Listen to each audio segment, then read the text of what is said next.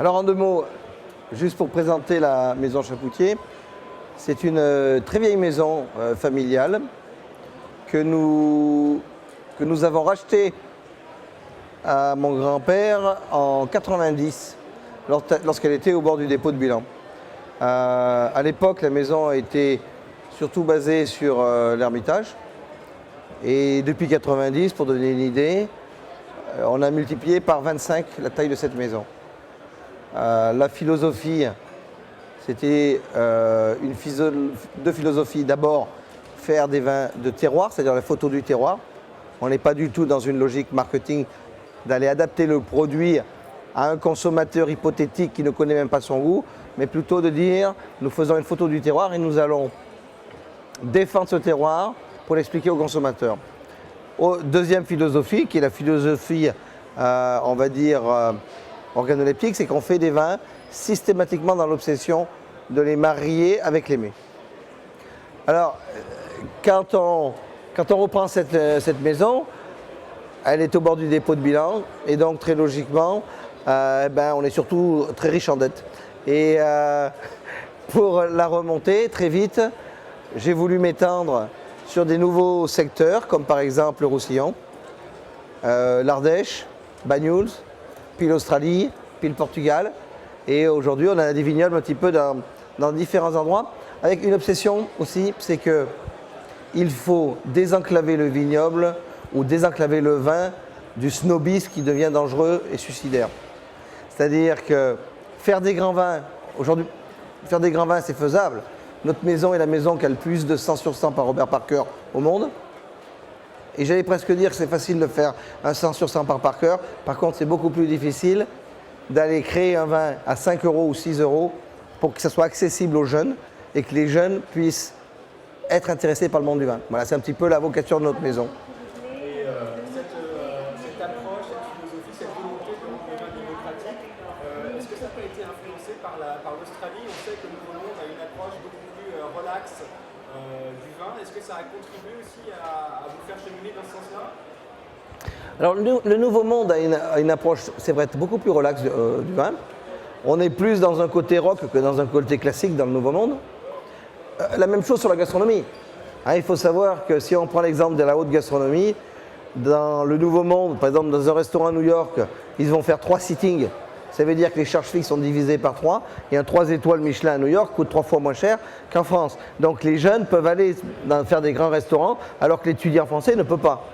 Et donc tout ce monde de la gastronomie et des grands vins est plus accessible dans les pays du Nouveau Monde qu'en France.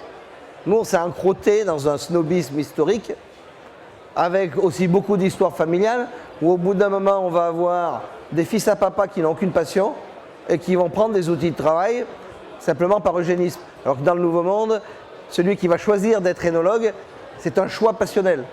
Donc ils ont un avantage sur nous.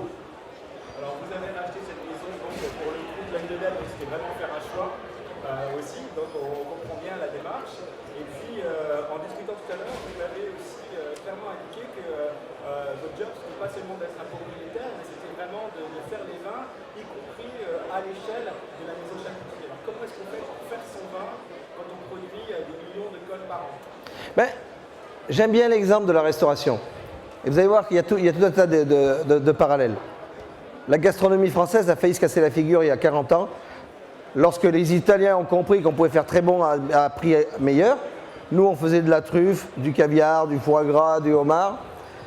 Et la restauration française, la gastronomie française a été sauvée par la bistronomie.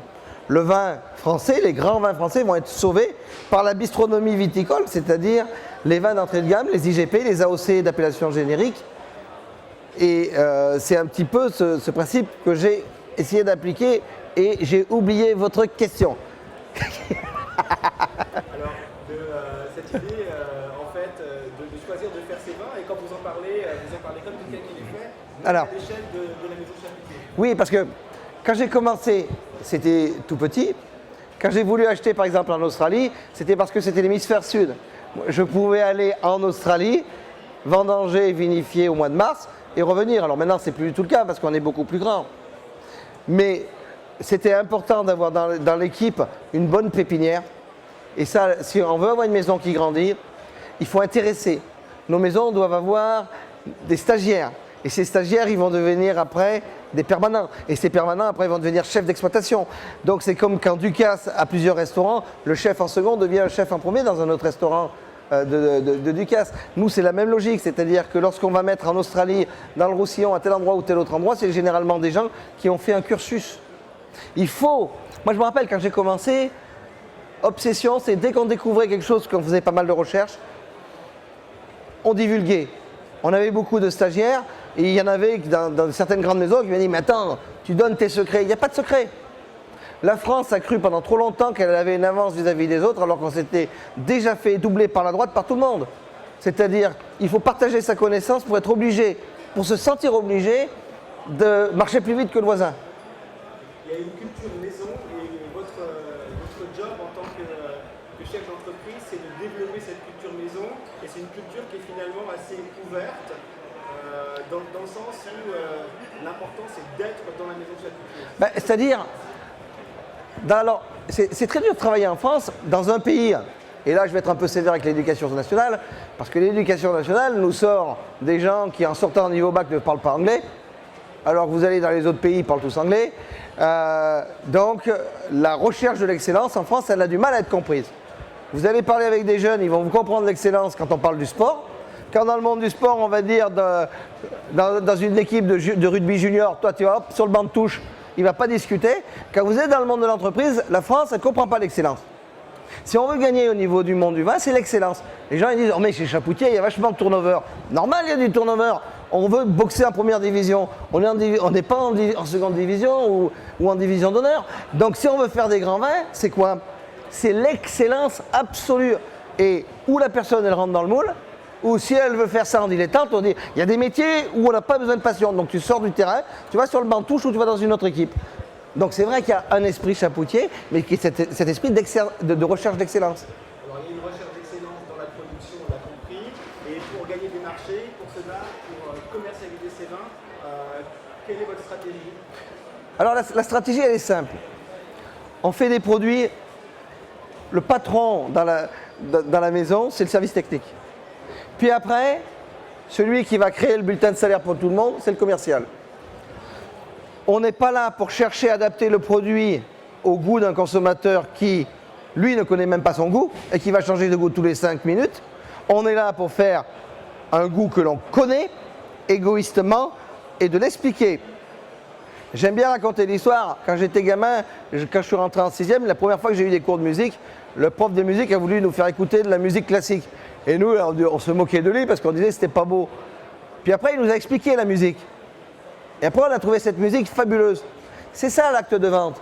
L'acte de vente, c'est d'avoir un produit. Et au lieu de travestir ce produit et de perdre nos racines, on va le laisser tel quel. Et au lieu d'avoir des gens de marketing qui vont dire non, tu fais ça, on va dire le marketing, toi, tu es au service du commerce. Et c'est le commercial qui va défendre le produit pour lui dire t'aimes pas mon vin? Alors je vais te l'expliquer. Et le nombre de fois, et on le voit dans les groupes de dégustation, vous allez déguster un vin, et puis la personne, si elle vous explique ce qu'elle a voulu faire, avec passion. Vous avez par exemple un champagne, le champagne Anselm-Celos, où le gars va aller chercher ses terroirs avec des salinités extraordinaires. Vous allez goûter le champagne, des fois vous dire oh, c'est un peu dur ça. Et puis Anselm va vous expliquer, et vous allez trouver ça absolument superbe. C'est ça. Il faut que l'on garde l'originalité de nos vins. Moi j'ai commencé à travailler en Californie. J'ai vite compris avec des gens comme chez Charlie, comme c'est Grace Family Vineyards, j'ai bien compris qu'on ne pouvait pas se battre contre les pays du Nouveau Monde. Donc si on veut faire du marketing débridé en ayant 100% de charge sociale dans notre pays, eux où ils ont 8% de charge sociale et une totale liberté législative, on est mort d'avance. Donc la seule chose qui nous reste, c'est de faire des vins qui sont des photos du terroir et de savoir les vendre, mais dans leur intégrité. Et ça vous arrive encore d'aller sur le terrain vous-même pour aller prêcher un petit peu cette bonne nouvelle? Oui, de moins en moins, mais par exemple demain midi, je pars pour Vancouver. Hein, il y a un des plus grands festivals de vin. Donc je vais faire Vancouver, après je vais aller à Toronto. Je le fais encore parce qu'il faut aller expliquer le vin. Et puis l'image des vins de France a extrêmement souffert d'un snobisme rétrograde. On s'est ghettoisé dans un snobisme qui fait peur aux jeunes. Aujourd'hui, vous avez des gens qui vous disent Ah, j'aime bien le vin, mais je m'y connais pas. Mais pourquoi on aurait besoin de se connaître dans le vin pour l'aimer?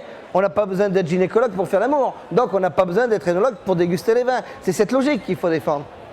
Alors, le pavillon 2.0, ça réunit un petit peu les réseaux sociaux et on a vu émerger des blogueurs, il y en a beaucoup qui sont présents ici. Eux aussi ne se revendiquaient pas d'être œnologues, journalistes, professionnels et qui se sont exprimés aussi librement que vous le faites sur les vins.